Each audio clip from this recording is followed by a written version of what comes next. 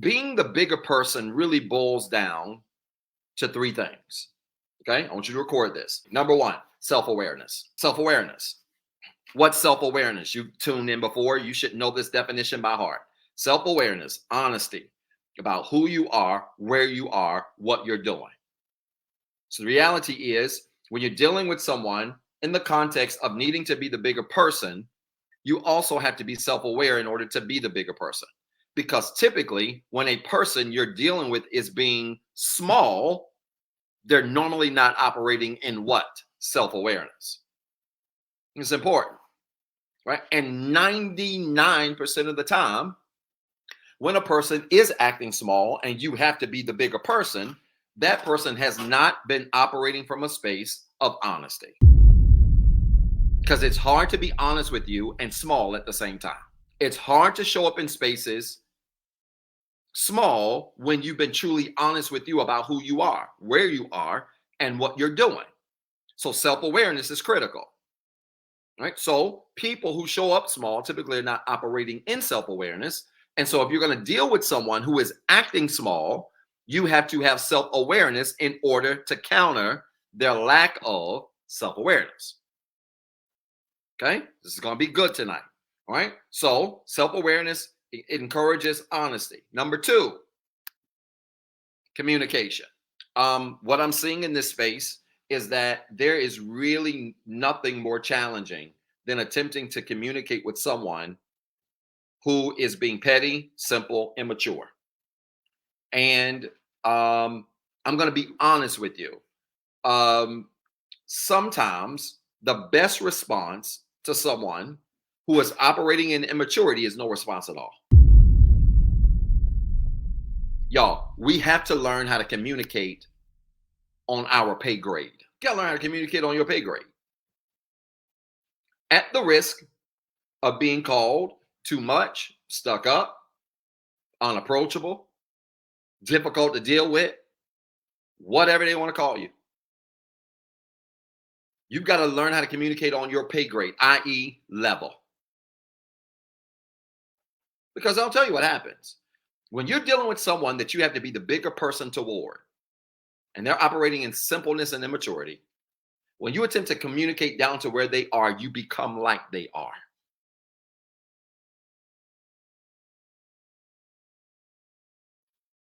Sometimes it is better for you not to say anything at all. Now I get it.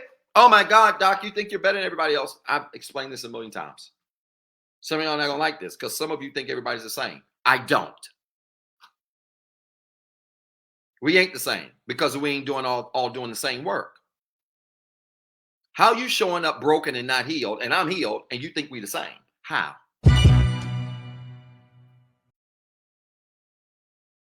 So we're not the same. You can take that to the equal opportunity channel. That's not it. I don't communicate with people who are incapable of understanding or wanting to understand. That's important because some people can't understand because they can't, but they want to understand. I don't make it my business to communicate with people who don't want to understand. And y'all can take it whatever way you want. I don't think I'm better. I know I am better than a whole lot of people, especially broken, unhealed people. Yes, put me at the front of the line. That hurts you. And if that offends you, heal. And that's the problem with us. Many of you in this space are struggling with healing because you are attempting to communicate with people who simply just aren't on your level. Going back and forth, arguing with people, disagreeing with folks who are either not healed or don't even desire to really be healed. And I can tell you this, communication is supposed to create clarity. Communication is an exercise in receiving. Would you record that? Yeah, it creates clarity. I talked about that in the video. But it is also an exercise in receiving. So when two people are effective communicators, they make it their goal to receive more than they give. You know why many of you are struggling to communicate with people who are being petty, who are flying low, far beneath where you are on your journey? It's because you're dealing with someone who doesn't want to receive. And when two people attempt to engage with one another, neither one of them want to receive, you're going to have tension. Okay? So again, effective communication is an exchange of receiving. Okay? This is important. Which leads me to number 3. That when communication is effective and it brings about clarity, then communication ultimately leads to something called actions. That when I've been honest, I've received, I'm now positioned to do something. Now, I want to say this about doing something, and I don't want to spend a lot of time here because I want to get right into the nuts and bolts of what this is about. All right, I want to get right into the nuts and the bolts of what this is about. Well, let me say something quickly about actions.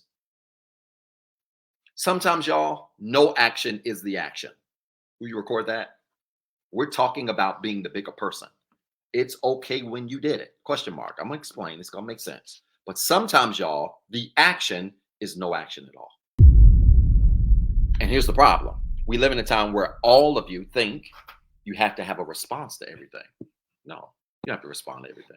You don't have to respond to everything. You don't have to reply to everything. You don't have to answer everything. You don't owe nobody.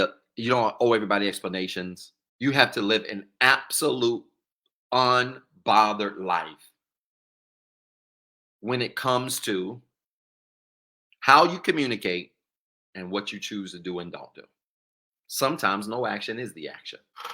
I remember when I managed teams and people on my team, things were happening in the department, especially my next to last role.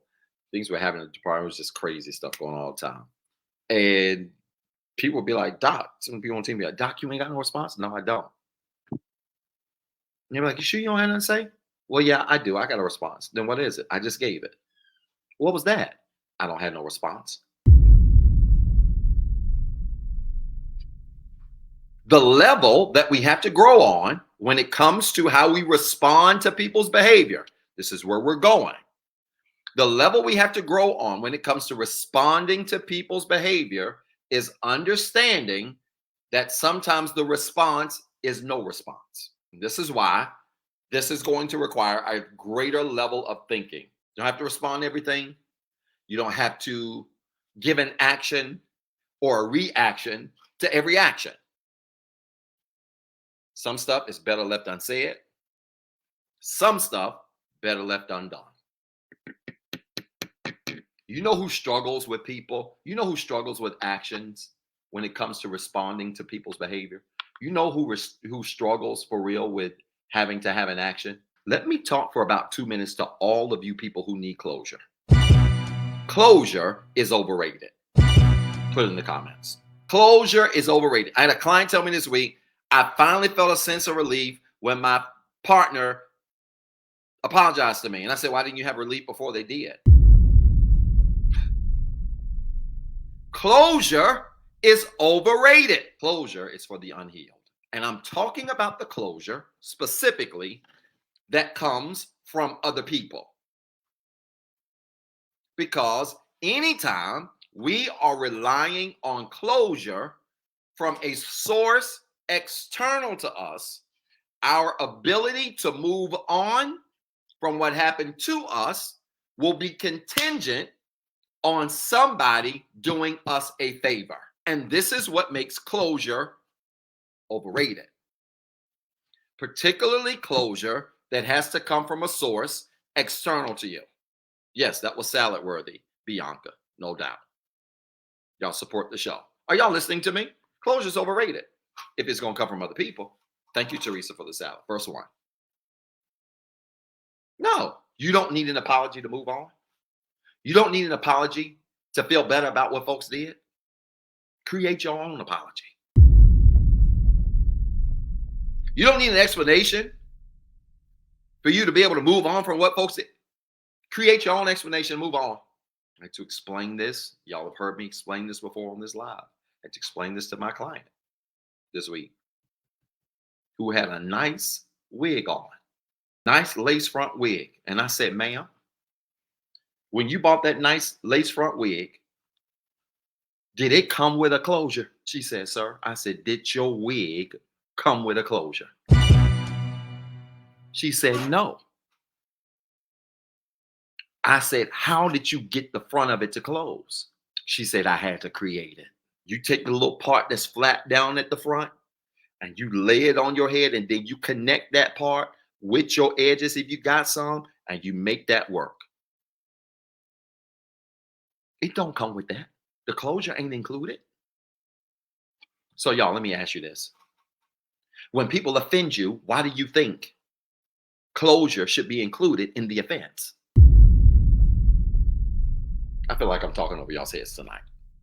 This making sense? When people offend you, why do you think closure should come with the offense? Doesn't. It doesn't. What do I know about closures? I've been around women a few times. I know what a closure is. My mom's also a licensed beautician, though she doesn't do a lot of hair anymore. All right? Is this making sense? So maturity, y'all. The next level says you don't need anybody to close a chapter. Right? I've never seen a person read a book, and when it's time for them to go to the next chapter, they pass the book to someone else and say, hey, turn the page for me. Doesn't work that way. When you're reading your book, and your book is your life, your book is symbolic of your life. If your book that you're reading is symbolic of your life, the only person who turns the chapter is who? You. This is for all of you that waiting on apologies and can't sleep at night until somebody says, I'm sorry, or explains. Go to sleep. And I mean, do what I do, snore. They tell me I snore. Don't work hard. I probably do. Snore. Listen, y'all, I hope this made sense.